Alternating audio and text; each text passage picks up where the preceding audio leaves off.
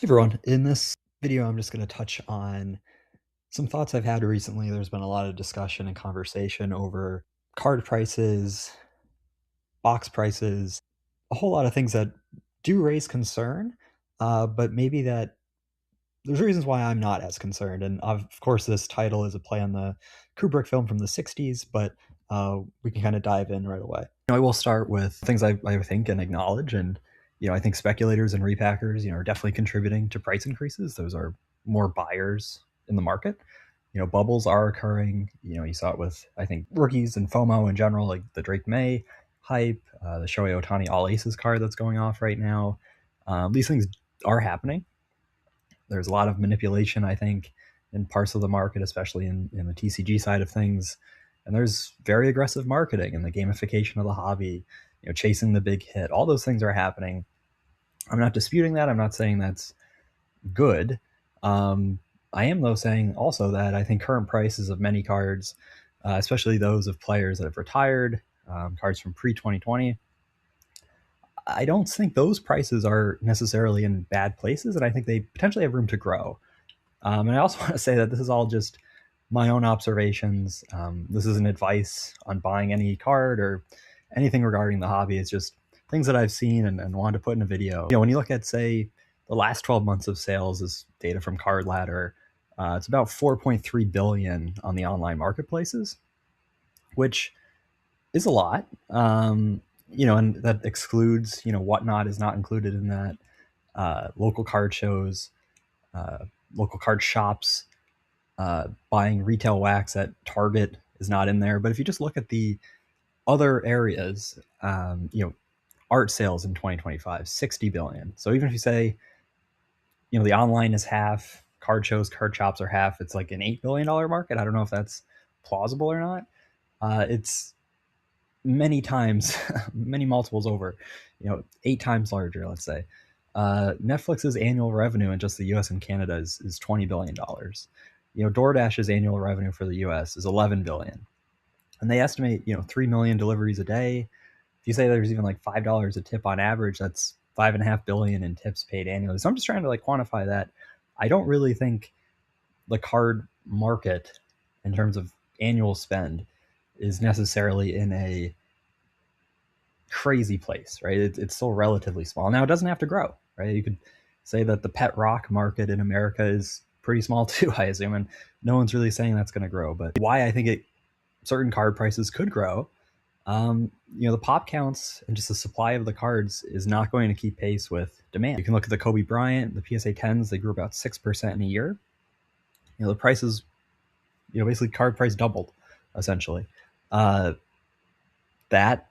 is going to happen if you have a lot of people coming in at the same time and they want this card in a PSA 10. And if you just look at serial numbered cards from that era, if it's serial numbered to 499, that's the highest serial numbered refractor, right? There's 499 orange, X fractors to 288, golds to 50, and then the super fractors in 2008 Topps Chrome Basketball.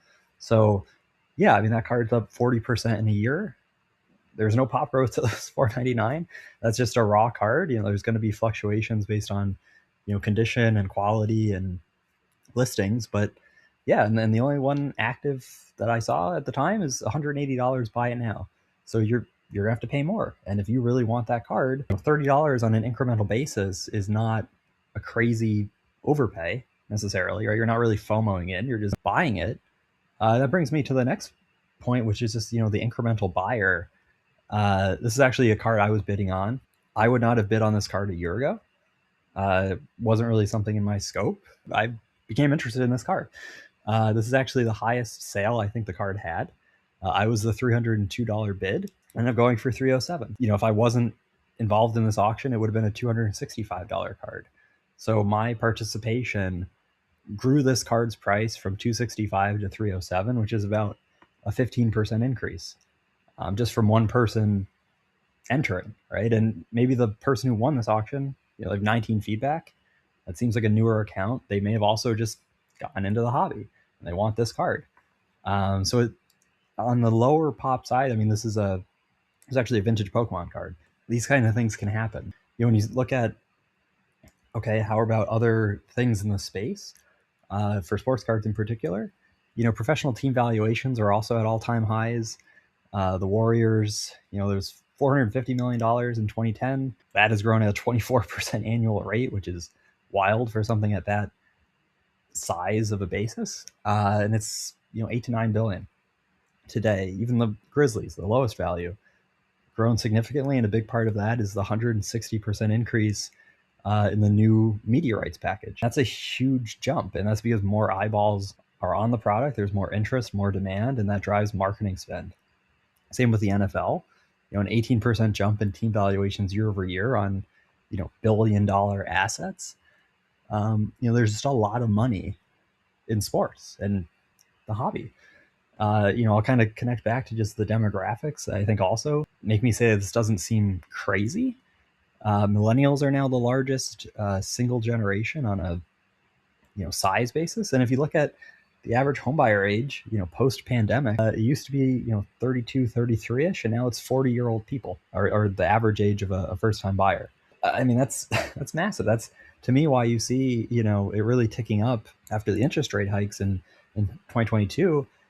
The market is just frozen, and if you have people from 32 to 40 and they're not able to buy a house, but they have that down payment saved, they're going to get tired staring at that in a high yield savings account. And I think some of it's going to go into crypto, some of it's going to go into gambling, some of it's going to go into sports cards, some of it's going to go into vacations. It's going to be used, right? Because it's not going to be set aside for a kitchen remodel. It's not going to be set aside for an emergency roof repair. It's going to be put to use. And I think that's a kind of underlooked at aspect of what's maybe driving the spend. And I'll kind of just wrap it up on other areas. I know I touched on a little bit earlier, but yeah, I mean, crypto is a $2.4 trillion market cap. I mean, that's a 20-year-old asset class, I guess you could say, right? It started, Bitcoin was the first. It's only a couple of decades old. You compare that to cards. Cards have a longer track record. You have nostalgia with cards. You have a physical thing with cards. You look at DraftKings. I mean, that went up 27% annual, their revenue from 2024 to 2025. They're doing over $6 billion. People are net losers on average gambling. And that's still $6 billion is being spent on DraftKings, which is more than eBay, Fanatics, everything we saw earlier. There's more spent on just DraftKings in a year than the online card market. And then lastly, yeah, I mean, you can look at Disney adults. I do think that's another example of the 25 to 44 demographic being willing to spend money on things that previous generations maybe didn't. And if the largest generation and succeeding generations are into a particular segment, such as cards, as an example, that area is going to grow. And I think as people, peel away those lower pop cards, even if a flipper is buying, buys a card at 100, flips it to 150, if the collector is the one buying it at 150, that's now exiting circulation, right? And so yes, flippers are driving prices higher, but if collectors are willing to buy them and willing to keep them, that's going to push the prices higher. And I think, lastly, Fanatics now has a monopoly. That's something we haven't seen in a while. They have a clear financial interest to push football, baseball, and basketball cards higher. I think you'll see much more collaboration. And I think that too will push prices higher, or at least supports where the prices are today. And so, this isn't an expectation of where things are going. It's just saying, the hobby today, the boom that's happening today, I don't think the prices are that strange or outlandish. And I think there's certainly room for it to continue going. Who knows how long it'll last? But these are just, some of the thoughts I had, and curious to see if anyone agrees or disagrees. Feel free to leave a comment.